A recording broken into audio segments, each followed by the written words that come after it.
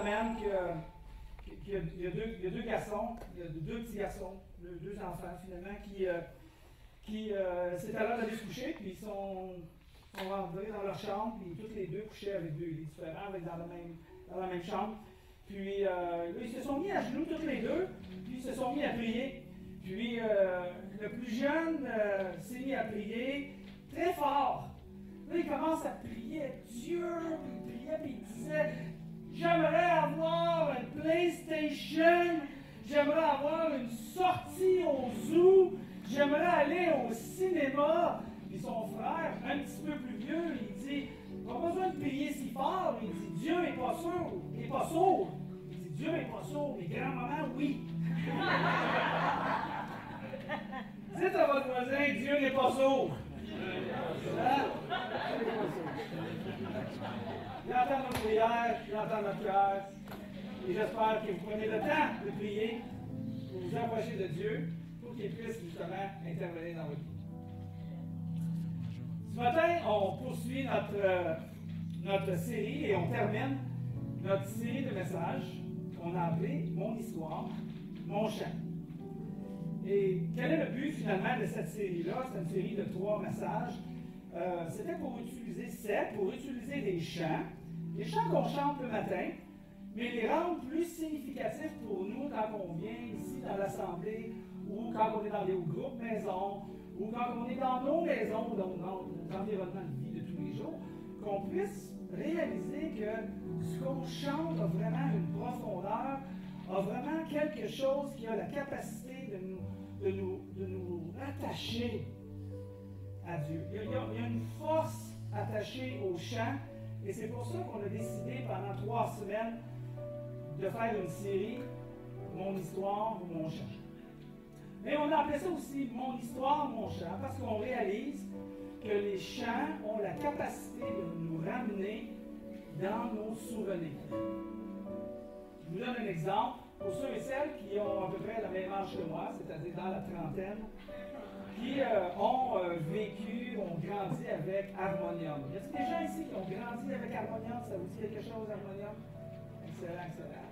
Harmonium, pourquoi j'en mentionne? Parce qu'il y a à peu près 3 semaines, 1 mois, peut-être un peu plus, à peu près, celui qui faisait Harmonium, Serge Fiori, qui a composé aussi beaucoup de chansons, et est décédé récemment, à peu près 5-6 semaines, quelque chose comme ça. Puis quand lui est décédé, bien là, partout à la radio, partout à la télévision, on entendait les chants d'Harmonium, puis ça me ramenait quand j'avais 16 ans. Puis il y a même eu un reportage qui a été fait à un moment donné, un de ces soirs-là. Puis ça m'a tellement ramené à quand j'avais 16 ans que j'ai pris mon téléphone et j'ai communiqué avec un de mes meilleurs amis quand j'avais 16 ans.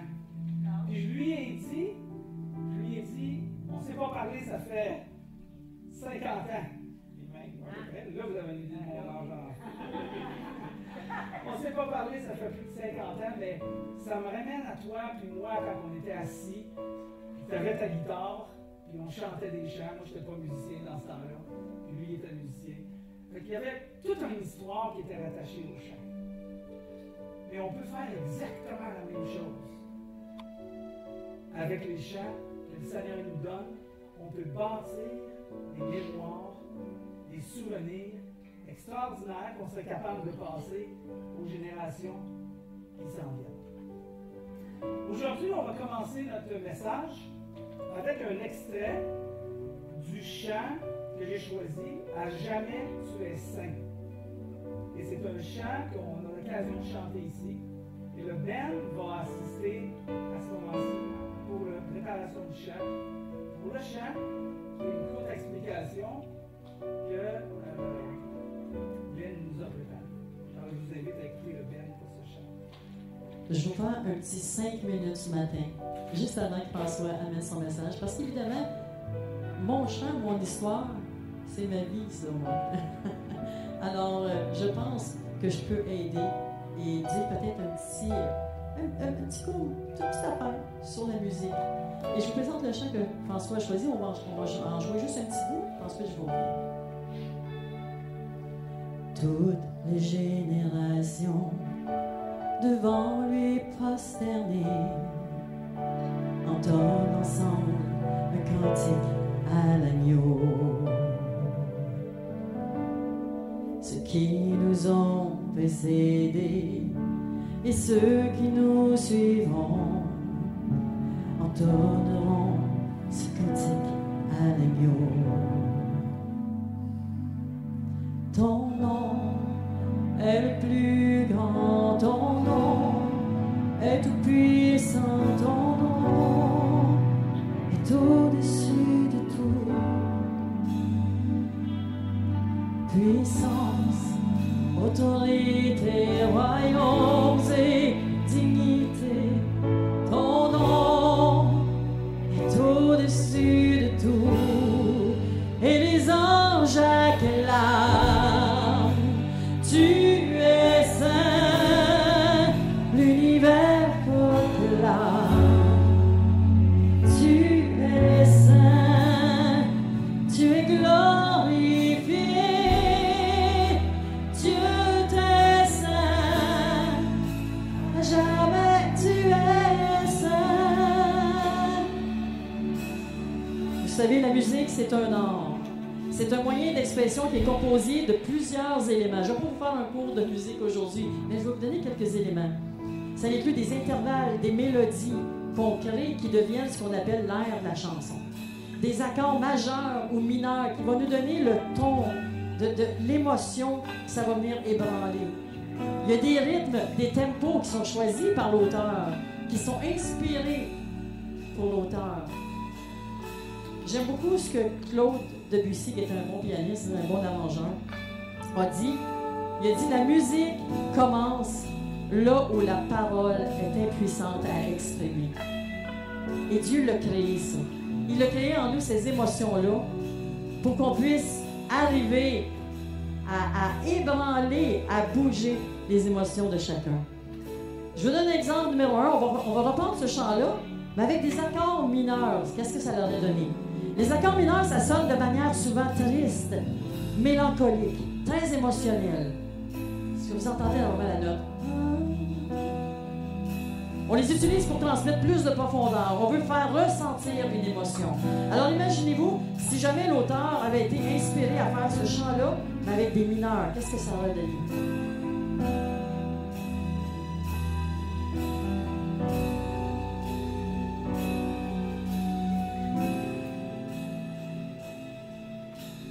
Toutes les générations devant les prosternés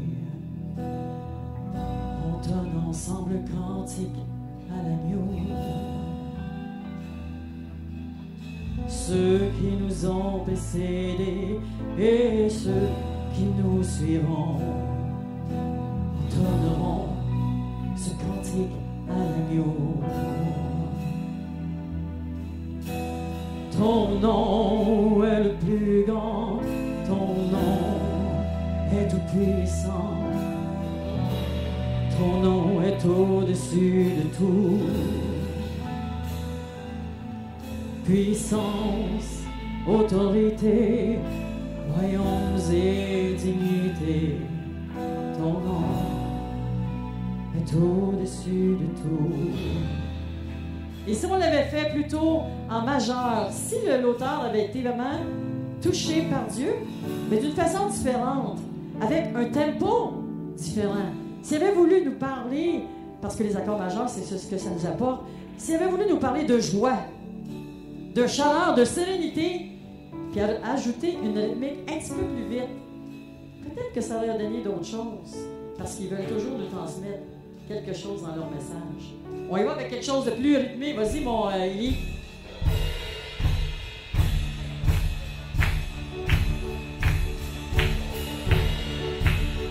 Oh, toutes les générations devant lui prosternées entonnent ensemble un cantique à l'agneau. Et tous ceux qui nous ont précédés et tous ceux qui suivront entonneront ce cantique à l'agneau.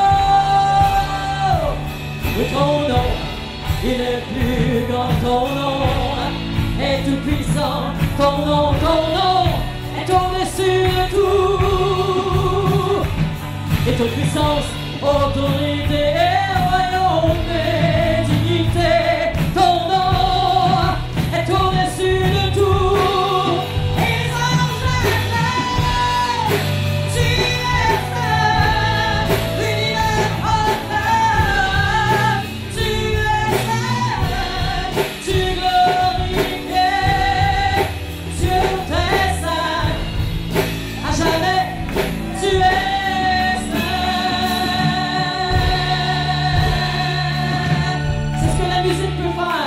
Alors, vous allez entendre à la fin complètement du message de François ce que l'auteur a ressenti, lui, lorsqu'il l'a reçu. Soyez bénis, bon message.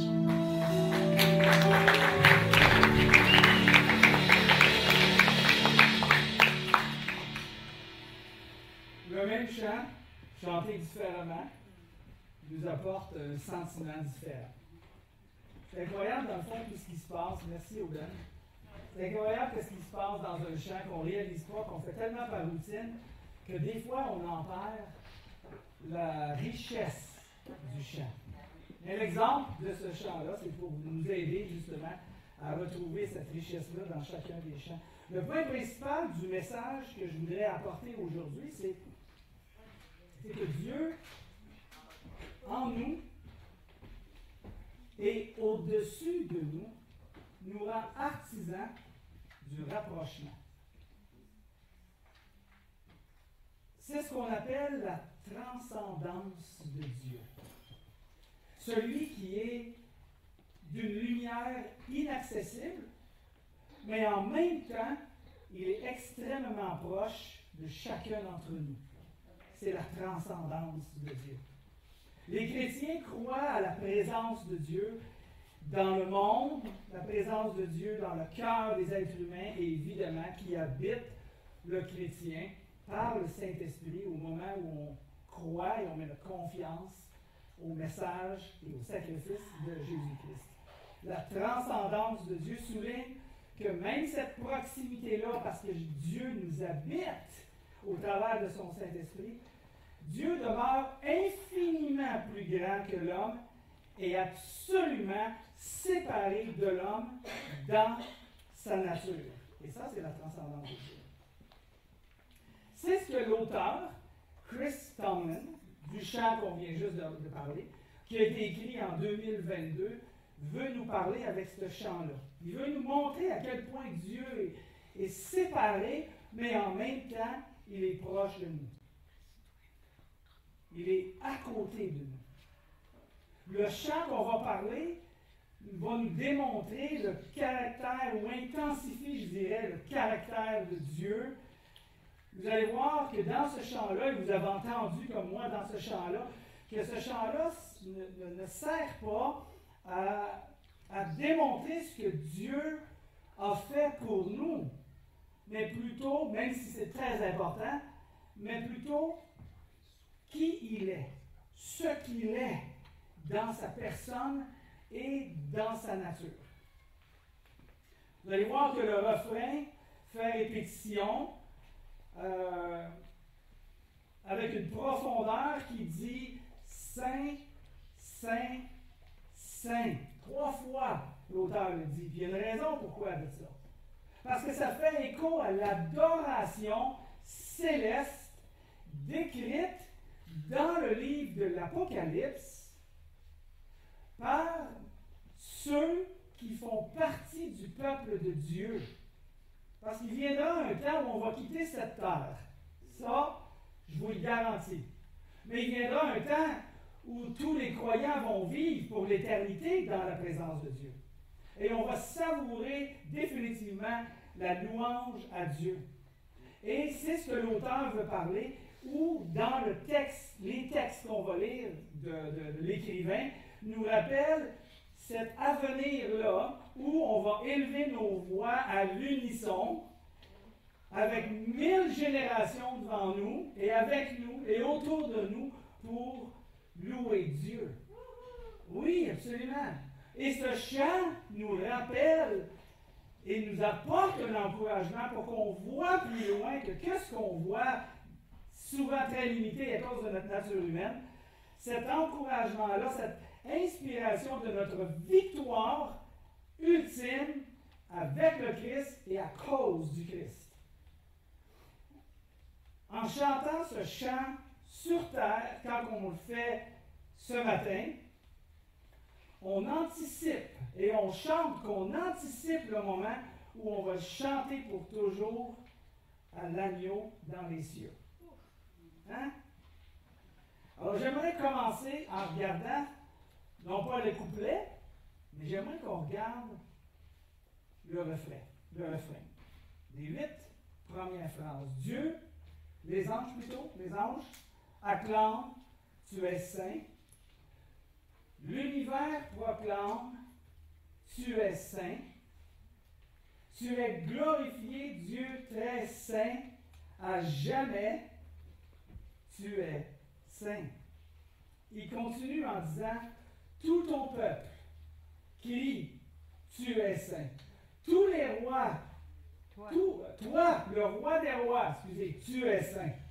Dieu d'éternité, tu es saint, à jamais, tu es saint. C'est l'acclamation qu'on retrouve, que je vous disais, dans le livre de l'Apocalypse, au 4e chapitre, au verset 8. Il nous dit, regardez ce qui vient d'être énuméré, et ce que nous, on va chanter, si toutefois la vie chrétienne est quelque chose que vous avez décidé de saisir dans votre vie. Chacun, dans le livre de l'Apocalypse, au moment où les chrétiens sont rassemblés dans la présence de Dieu pour l'éternité, c'est-à-dire après la première résurrection, chacun de ces 4 êtres vivants, parce qu'il y avait 4 êtres vivants qui étaient autour du trône de Dieu, dont Jésus aussi était là, et ces 4 êtres vivants avaient 6 ailes couvertes de paquets d'œil. Par-dessus et par-dessous, ils voient tout. Hein, c'est symbolique de Dieu qui voit tout. Le jour et nuit, il ne cesse de dire Saint, Saint, Saint est le Seigneur Dieu, le Tout-Puissant, celui qui était, qui est et qui vient. Alors, ces 4 êtres vivants proclament ça, et après ça, la foule qui est là, et il y a à un moment donné une représentation du peuple de Dieu. Il y a 24 trônes qui sont là, il y a 24 personnes qui sont là, qui représentent, et se mettent à genoux, et ils adorent l'Éternel Dieu, puis ils commencent à proclamer qu'il est digne d'honneur, il est digne de notre louange, celui qui a créé toutes choses. Et là, j'imagine la situation, on ne sera pas à ce moment-là dérangé par nos finances, on ne sera pas dérangé par nos enfants, on ne sera pas dérangé par les inquiétudes et les soucis de la vie. On va être complètement lavé de tout ça, éloigné de tout ça à jamais. Plus de souffrance, plus de mal de jambes, mon cher ami, plus de mal de dos, plus d'inquiétude, rien de ça. On va être complètement emporté, un corps changé, un corps glorifié, un corps qui ne souffre plus, qui ne pleure plus. On va être complètement dédié à Dieu et à honorer Dieu, et on va le faire avec un cœur complètement enthousiaste. C'est difficile d'imaginer qu'on est capable de se transposer à un moment donné dans un sentiment aussi libre de tout obstacle. Mais c'est ce qui va arriver. C'est vraiment ce qui va se passer. Saint, Saint, Saint est le Seigneur le Tout-Puissant, celui qui était et qui est et qui vient. Mais que veut dire être saint? On va commencer avec ça, ou on va poursuivre avec ça. Pour la religion de notre culture au Québec, bien sûr, souvent le terme est associé à une catégorie de super chrétiens. Les super-duper chrétiens, ceux qui sont au ciel et qui se sont mérités ce titre-là. Ça, c'est la définition mondaine ou culturelle au Québec de ce qu'est un saint. Pourtant, les documents écrits dans le Nouveau Testament mentionnent que ceux qui sont appelés saints au ciel sont aussi appelés saints sur terre. Exactement. Donc, je suis saint. Mais, en tout cas, au sens théologique, Je suis saint. Et puis là, on a cette compréhension-là que si nous sommes saints au ciel, c'est parce que nous sommes saints sur cette terre. Grâce à ce que Jésus-Christ a fait pour nous, mort sur la croix exactement. Le sens de saint, S-A-I-N-T en grec, vient du mot qui dit agios. Agios. Qui veut dire quoi? Alors, si nous sommes saints, comme je vous mentionne, parce que nous avons cru à Jésus-Christ, si toutefois vous avez choisi de suivre Jésus-Christ, si vous êtes entre les deux, ça s'en vient. Si vous êtes en décision, j'espère que vous allez choisir Jésus-Christ avant que cette fin arrive pour votre vie personnellement. Mais celui qui est saint, agios, veut dire qu'il est le terme ultime, la profondeur du mot. Quand on dit à Dieu, Dieu, tu es saint, saint, saint, veut dire qu'on est physiquement pur, moralement irréprochable, cérémoniellement consacré, digne de vénération, mis à part, pur, sans péché et droit. Est-ce que ça, c'est la définition de François Verskelden? Je pense qu'il y a juste ma femme qui pourrait peut-être dire en là-dessus. Ou peut-être que non. Hein? C'est la définition de la sainteté au sens de ce que Dieu est dans sa personne. Dans le fond, on souligne ici le véritable sens profond de sainteté. Tout ce que Dieu est, donc, est défini par cette idée-là que Dieu est séparé du péché et du mal dans toutes ses formes. C'est pour ça d'ailleurs que quand on regarde à la crucifixion, ou si vous regardez dans l'histoire, ou le moment où Jésus a été placé à la croix et a été crucifié, à un moment donné, on nous dit que Jésus meurt, évidemment, après avoir passé une période, quelques heures sur la croix. Et à ce moment-là, ceux qui ont fait une lecture, vous vous souvenez que c'est devenu noir, le tremblement de terre, puis quoi qui est arrivé particulièrement dans le temple qui a été détruit dans les années 70 après Jésus-Christ, le temple à Jérusalem, là où il y avait les sacrifices que l'Israël faisait, il y avait un voile, merci. Il y avait un voile qui était là, et dans ce voile, ça faisait une séparation. Ça faisait une séparation dans ce qu'on appelle la portion, le lieu saint, de l'autre bord du voile, qu'on appelait le Saint des Saints. Et ça, ces deux sections-là, étaient des sections qui permettaient au peuple de s'approcher devant le grand prêtre, qu'on appelle aussi, si vous avez appris le mot sacrificateur, qui veut dire prêtre, que les gens s'approchaient devant le prêtre et présentaient là un animal de sacrifice, qui était un symbole de Jésus-Christ. Et il tuait l'animal, il plaçait le sang sur les cornes d'un autel, et ça faisait un pardon qui était effacé. Pardonner, donc, Dieu faisait un pardon. C'était un rituel qui symbolisait Jésus-Christ. Et ça, c'était dans le lieu saint. Et derrière le voile, il y avait ce qu'on appelle le lieu saint des saints, qui est une fois par année le grand prêtre, le souverain sacrificateur, qui rendait, puis là, encore une fois, il faisait une cérémonie comme ça pour les péchés du peuple, et les gens étaient pardonnés symboliquement jusqu'à l'année prochaine, où ils revenaient de nouveau, c'était dans le Saint des Saints. Et là, Jésus-Christ meurt sur la croix, et le voile est déchiré automatiquement, d'une manière surnaturelle, bien sûr. Le voile est déchiré pour démontrer que grâce à lui, par la foi, ceux qui croiraient en lui, qu'il était le Fils de Dieu, et que nous sommes pécheurs, et que sans lui, on n'a pas accès à Dieu, mais qu'au travers de lui, en croyant par la foi, on a accès à Dieu. Le voile s'est déchiré pour démontrer cette réalité-là, qu'à partir de maintenant, grâce à Jésus-Christ mort sur la croix qui est dans ma vie, j'ai accès dans le Saint des Saints. J'ai accès dans le lieu qui était interdit à un être humain de se présenter, sauf le souverain sacrificateur qui symbolisait encore une fois Jésus-Christ, qui pouvait se présenter uniquement dans le lieu saint des saints, qui se trouve à être une référence d'accès au Père. Seulement Jésus-Christ pouvait le faire. Parce qu'il n'y a rien d'impur qui se présente devant Dieu. C'était ça qui était l'idée. Mais grâce à Christ, je suis complètement pur. Pas dans ma nature humaine, mais dans mon âme intérieure qui m'habite. Et parce qu'il m'habite, je suis parfait en Jésus-Christ. Là, ma femme peut dire amen là-dessus. Alors, qui proclame que Dieu est saint?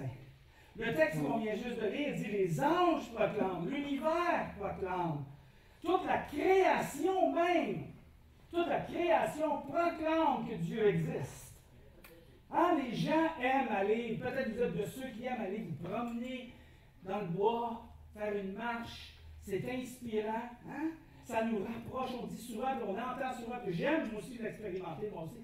Je me sens rapproché de Dieu quand tu te promènes dans la montagne, quand tu vois les paysages extraordinaires, ou la nuit quand je suis en Afrique, puis je vois la voie lactée à grandeur, ça éclaire le village avec les étoiles, pas avec la lune, pratiquement, tellement que le ciel est couvert. Ceux qui viennent de l'Afrique, je pense que vous pouvez rendre témoignage là-dessus. Hein? C'est extraordinaire, puis ça te permet de voir, ça te rapproche de Dieu. Littéralement, ça te rapproche de Dieu. La création proclame que Dieu est saint. Tout ton peuple, il dit le chant que Dieu est saint. On le proclame. Et le texte, on continue en disant, et toutes les générations devant lui, prosternées, faisant encore référence à l'Apocalypse, devant lui prosternés, entonnent ensemble un cantique à l'agneau, un chant à l'agneau. Ceux qui nous ont précédés et ceux qui nous suivront entonneront ce chant à l'agneau. Qui, il continue en disant, vous qui l'a pardonné, entonnez le chant. Vous qui l'a racheté, venez chanter ce chant, ce cantique à l'agneau. Vous qui l'a libéré, vous qui portez son nom. Les générations qui ont précédé avant glorifient, disent que Dieu est saint. Les pardonnés disent que Dieu est saint. Les rachetés disent que Dieu est saint. Les libérés disent que Dieu est saint. Les adoptés disent que Dieu est saint. Alors, si vous êtes dans une de ces catégories-là, on est capable d'élever nos voix pour dire et proclamer et annoncer à haute voix que Dieu est saint.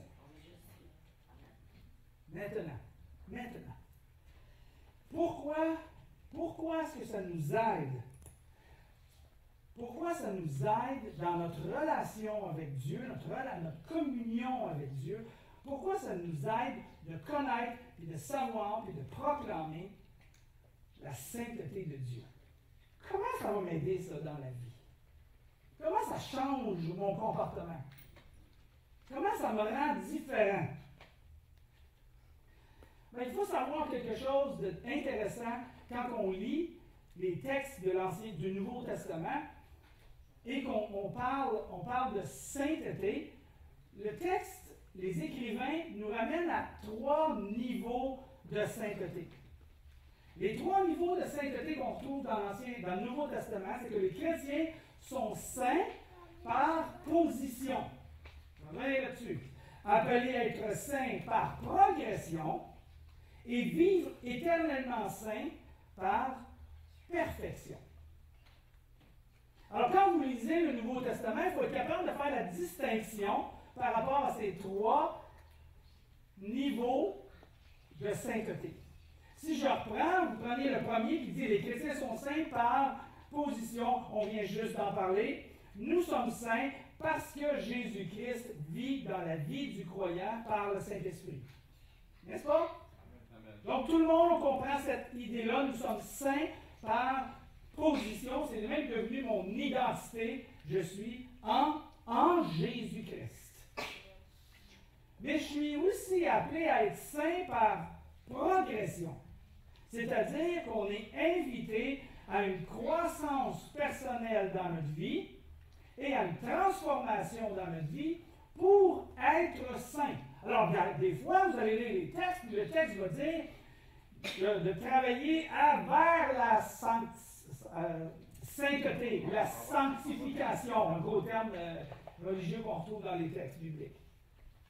Alors, fait la distinction, là, parce que Paul, Pierre, Jacques, Jean font référence à cette distinction-là d'être saint par progression, transformé de plus en plus à l'image de Jésus-Christ. Et évidemment, on parle aussi de saint par perfection, c'est-à-dire qu'on est, le jour où on va être ressuscité, glorieux, on va être comme Jésus-Christ à ce moment-là, et nous serons saints pour l'éternité, non pas par progression ni par position, mais par perfection, parce qu'il n'y aura plus de péché ou de faute dans notre nature humaine, parce qu'on va avoir un corps changé, transformé, glorifié, selon comment Paul le décrit dans le livre de Corinthiens. Alors, Pierre, ici, nous enseigne par ces trois détails-là, et un peu plus loin, que d'être saint par progression. J'aimerais qu'on reste sur le restant du message, sur cette partie-là d'être saint par progression. Pourquoi? Bien parce que je viens de mentionner que pourquoi ça nous aide de savoir que Dieu est saint. Pourquoi ça nous aide? Ça nous aide parce qu'on a une progression à faire, parce qu'on est appelé, on est invité à être saint par progression, comme Dieu est saint. Il nous dit à nous, tout comme Dieu est saint, il nous dit à nous d'être séparés du péché. Une autre manière de dire péché, les fautes, erreurs, le mal, la tentation qui conduit au mal. Ce n'est pas toutes les tentations qui vont faire qu'on va tomber dans le mal. Dans nos vies, il nous appelle à être séparés de ces choses-là. Regardez comment que Pierre dit ça. Il dit, comme des enfants obéissants, il parle à nous, à ceux qui sont saints par position, et nous demande d'être saints par progression, comme des enfants obéissants. Ne vous laissez plus diriger par les passions qui gouvernaient autrefois, avant de connaître Jésus-Christ, lorsqu'on était aveugle à l'amour de Christ. Au temps de votre ignorance, autrefois dit ça. Les passions de notre nature. Il nous demande d'être saints en ne plus se laisser diriger par les passions qui nous gouvernent. Ça peut être quoi? Ouais. Tout ce qui fait obstacle à votre relation avec Dieu, tout ce qui fait obstacle à votre relation avec les uns avec les autres, tout ce qui vous détruit, c'est ce qu'on appelle le péché. Dieu n'est pas en train de dire « Ah, tu pêches ». C'est pas ça Dieu. Quand il fait référence au péché, il fait référence, ça te nuit, ça te fait du mal, et ça fait du mal aux autres. Il veut qu'on comprenne à quel point c'est destructeur. C'est pour ça qu'il nous appelle à cette progression-là. Que ce soit notre amour peut-être de l'argent, que la culture vit, là, hein? Puis, à partir de septembre, on va avoir une bonne série sur un peu la culture de ce monde. Ça peut être la soif du pouvoir ou la soif de la reconnaissance. Hein? Des fois, c'est je fais ça, mais je veux être vu, je veux être remarqué, je veux qu'on mette en évidence ce que j'ai fait. On ne le dit pas parce qu'on le sait qu'il y a quelque chose qui ne marche pas là-dedans par rapport à une vie chrétienne. Mais on le sait qu'en quelque part, il y a quelque chose qui n'est pas sain là-dedans. Hein? Ça peut être nos pratiques sexuelles. Wow! Nos pratiques sexuelles qui conduisent ou qui nous fait vivre dans l'immoralité. Lorsque c'est pratiqué en dehors du cadre protecteur d'un mariage. Ah, ben là, ça, c'est désuet, ça, c'est vieux jeu, ça. Puis on n'a pas besoin de ça. Nous sommes appelés à une progression dans notre vie pour être saints. Et s'il y a une chose que la culture a beaucoup d'emphase sur nous aujourd'hui, sur les chrétiens, c'est bien le comportement sexuel. Parce qu'on aime ça, alors on laisse rentrer ça dans notre vie et on adopte la culture de ce monde par rapport à la sexualité, au lieu qu'elle soit faite dans un cadre sain du mariage et permanent. Ça, c'est la direction, c'est l'idéal. Recherchons ensemble l'idéal. Pourquoi? Parce qu'on sait que Dieu nous appelle à regarder sa sainteté et à être influencé et inspiré et encouragé et dirigé à être à la ressemblance de Dieu, à être sanctifié, transformé de plus en plus à l'image de Christ. Paul il nous dit, soyez pas dirigés par ces passions-là. Il nous amène dans cette pensée afin d'être capable de résister à la culture. Puis je ne dis pas que ce n'est pas difficile, puis je ne suis pas en train d'apporter aucun jugement sur qui que ce soit là, ici. Là. Partez pas la tête basse, partez la tête haute. Dieu nous aime, peu importe ce qu'on fait. Son amour est là pareil. Mais je vous indique là où on se fait du mal, soi-même. C'est ça. Là. Ça a un immense impact sur nous et sur les autres, mais des fois on ne le voit pas, qu'on ne comprend pas jusqu'à temps que nos enfants deviennent assez vieux. Puis on réalise que nous, on a passé à côté de certaines affaires que si on avait évité, peut-être que nos enfants ne passeraient pas par là non plus. Hein? Il n'y a pas de jugement. C'est important que vous m'entendiez bien là-dedans. Et Paul continue dans son enseignement. Je ne suis l'écho que de Pierre plutôt, ici. Il dit au contraire, contrairement à ce que la culture nous enseigne, contrairement à ce qui est accepté dans la culture, pourquoi? Parce qu'ils ne connaissent pas, puis ils ne voient pas, puis ils ne comprennent pas, puis ils n'entendent pas, puis ils n'ont même pas d'espérance d'être éventuellement avec Jésus-Christ. Nous, oui, c'est des chrétiens. Au contraire, tout comme celui qui vous a appelé est saint, Dieu, Christ, soyez saints dans tout votre comportement. Quel fort encouragement. Soyez saints. Celui qui est saint est séparé du péché. Celui qui est saint s'éloigne de ce qui le détruit, de ce qui lui fait du mal. Pour Dieu, il est saint parce qu'il est comme ça. C'est sa nature. Il est saint, séparé du mal, d'une manière totalement absolue. Pour nous, c'est une progression. C'est une progression. Il conclut Pierre ici en disant, car voici ce que Dieu dit dans les Écritures. Ce que Dieu dit, c'est important. C'est important ce que Dieu dit. Pas pour qu'on se sente coupable, pas pour qu'on ait honte, absolument pas. Il nous aime effrayés, il nous dit ça comme un père parle à ses enfants parce qu'il sait que c'est ce qui est mieux pour ses enfants. C'est le même que Dieu nous parle. Mais Dieu dit, par amour pour nous, soyez saints, car je suis saint. Approchez-vous de moi, parce que je me laisse approcher par vous, grâce à Jésus-Christ. Soyez transformés, il dit. Purifiez vos mains, Paul dit. Et laissez-vous laver les pieds par Jésus-Christ afin d'être complètement pur. Vous vous souvenez de cette illustration-là que Jésus nous avait laissée? Quand il était avec ses 12 apôtres, et ça a été la dernière soirée qu'il a faite avec ses apôtres. Puis il a amené un bassin, puis il avait pris une serviette, puis il s'était attaché à la serviette, puis il s'était penché, abaissé, puis ses disciples étaient là devant eux, il prenait un rôle de serviteur, de servant, puis il a commencé à laver les pieds de ses disciples, il est arrivé à Pierre, puis quand il est arrivé à Pierre il regardait ça, il était vraiment comme obsédé que Jésus est en train de laver ses propres pieds. Il dit, il n'y a pas de question que tu laves les pieds. Jésus a dit, tu es pur, Pierre. Il n'est pas complètement pur si je ne te lave pas les pieds. Il faut qu'il y ait une progression dans ta vie. La poussière de tes pieds est accumulée. Même si tu as pris ta douche un matin, 1 heure plus tard, tes pieds sont encore sales. Laisse-moi te les laver si tu veux avoir une part avec moi. C'était symbolique, mais c'est excessivement important. Et après ça, il a dit, faites ça les uns envers les autres. Et Jésus a lavé les pieds de Pierre.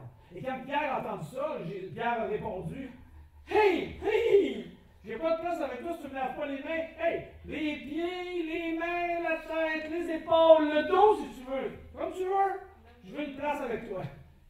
Je veux pleinement savourer mon existence sur cette terre dans ta présence et je veux pleinement savourer la récompense de mon existence dans ta présence sur terre avec toi pour l'éternité. Je veux rien manquer, je veux rien passer à côté, je veux rien oublier. Lave-moi au complet si tu veux. Le livre d'Hébreux nous dit, faites tous vos efforts. C'est ça qu'il nous demande. Là où toi t'es rendu dans ta sanctification, là où toi t'es rendu dans ton cheminement, là où toi t'es rendu dans ta progression. Et c'est toi qui le sais, uniquement toi. Ça ne regarde pas personne d'autre. Là où toi t'es rendu, il te demande, Dieu, d'aller plus loin. Faites tous vos efforts pour cultiver la sainteté sans laquelle nul ne verrait le Seigneur. Ou nul ne verra le Seigneur. C'est grâce à cette sanctification-là de position qu'on a en Christ qu'on peut voir Dieu. Ne laissons pas rien faire obstacle à notre position avec Dieu. Jésus a dit, bénis sont ceux qui ont le cœur pur, car ils verront Dieu. Ceux qui font tous leurs efforts verront Dieu. Il n'y aura pas d'obstacle. En conclusion, le texte dit, le chant termine, se poursuit finalement, mais c'est pour nous, on termine là. Ton nom est plus grand. Ton nom est tout puissant. Ton nom est au-dessus de tout. Puissance, autorité, royaume et dignité, ton nom est au-dessus de tout. Il y a quelque chose de très, très fort lorsque Dieu mentionne notre nom. Lorsqu'il t'appelle par ton nom, ton attention est touchée, ton cœur est touché. Et cette semaine, la semaine passée, quand je travaillais le message, avant que je commence à aller vraiment dans le sérieux du message, j'étais en train de prier, puis je préparais ma prière. Puis à un moment donné, dans ma prière, j'ai eu une impression, j'ai entendu, une inspiration, appelle ça comme tu veux. Puis que j'ai entendu dire dans mon cœur, François. Puis j'entendais le Seigneur me dire, François. Puis je m'en souviens, puis je pense que je vais m'en souvenir longtemps. Ils m'ont appelé par mon nom, parce qu'il veut mon attention. Ce matin,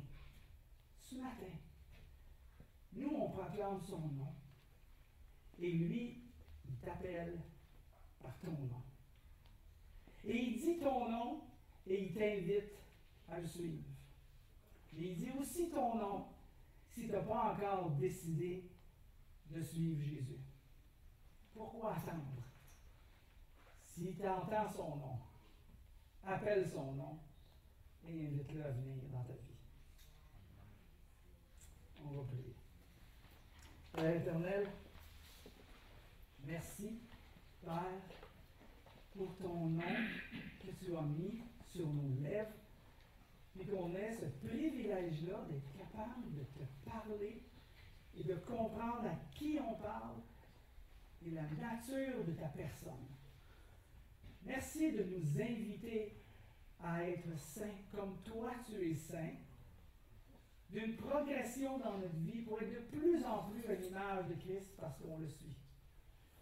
Et pour ceux et celles qui sont ici ce matin et qui combattent cette progression-là, je demanderai de les aider, de les délivrer, de les libérer afin qu'ils puissent continuer à être saints comme toi tu nous appelles à être saints.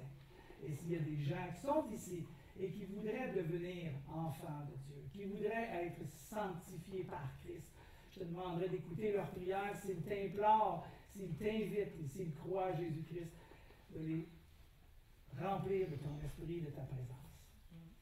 Merci Seigneur pour ton Fils, merci pour cet appel extraordinaire. Bénis cette Église, bénis cette assemblée, afin que nous ayons tous ensemble cette progression-là d'être de plus en plus à l'image de Jésus. Et c'est en son nom qu'on prie, Père. Amen.